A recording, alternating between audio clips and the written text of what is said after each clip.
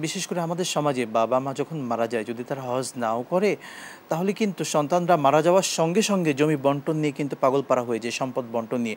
আসলে এই বন্টন কি এই হজ করার যে খরচ রয়েছে, সেই খরচ রাখার পরে তারপরে কি বন্টনটা হবে নাকি আগেই বন্টন করতে হবে? আসলে যেই বাবা মায়ের উসিলায় সন্তানগুলো বাড়ি গাড়ি এতগুলো সম্পদের মালিক হলো, জি। তো অবশ্যই তারা জানে আল্লাহ রাব্বুল আলামিন বান্দার উপরে যে কয়টা মানে ফরজ করেছেন তার মধ্যে অন্যতম একটি ফরজ হচ্ছে হজ। জি। যেহেতু সন্তানেরা জানেন তার বাবা ফরজ হজ আদায় করতে পারেন নাই, তো আদর্শ সন্তানদের কাজ হচ্ছে প্রথমেই বাবার হজের টাকাটা পৃথক করে এরপরে বন্টন করা। যদি মনে করেন তারা এমনটা নাও করেন, তারপরেও উচিত হবে ওনারা সবাই সম্মিলিতভাবে সব ভাইয়েরা বোনেরা একত্রিত হয়ে বাবার হজের খরচ ব্যবস্থা করে বদলি হজ করা। জি, শুকরান জাযাকাল্লাহ। একটি মাসালা জানতে চাচ্ছিলাম, আমাদের এক ভাই জনাব খায়রুজ্জামান, তিনি কুষ্টিয়া থেকে প্রশ্ন রেখেছেন, আমার মাঠে 10 বিঘা ফসলি জমি রয়েছে, আমার উপর কি হজ ফরজ হবে? আমার অন্যান্য সম্পদ নেই। জি।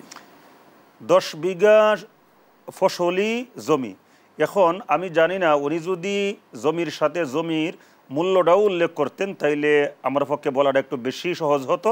যাই হোক, তারপর আমি আনুমানিক বলতেছি, সেই ভাই অবশ্যই খেয়াল রাখবেন যে ওনার সম্পদের মূল্য কেমন, সেই মূল্যটা উনি হিসাব করে দেখবেন। যেমন আমরা একটু আগে আলোচনা করেছিলাম, মাঝারি মানের একটা খরচ হিসাব করেছিলাম, হজ করার জন্য মোটামুটি 7 লাখ টাকা হইলেই চলে, বা আরও কম টাকাতেও করা যায় এজেন্সির মালিকের সাথে সম্পর্ক সুন্দরভাবে রাখলে, অনেক সুযোগ সুবিধা থাকে। কেউ যদি হজ করতে চায় আল্লাহ পাক তাকে একটা রাস্তা প্রদর্শন করেন, আলহামদুলিল্লাহ, দোয়া করতে হবে আল্লাহর কাছে, চেষ্টাও করতে হবে।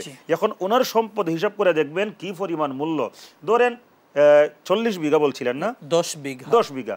এখন 10 বিঘা সম্পদ যদি ধরেন 1 বিঘা সম্পদের দাম 10 লাখ টাকা, তাহলে 10 বিঘা সম্পদের দাম হচ্ছে 1 কোটি টাকা।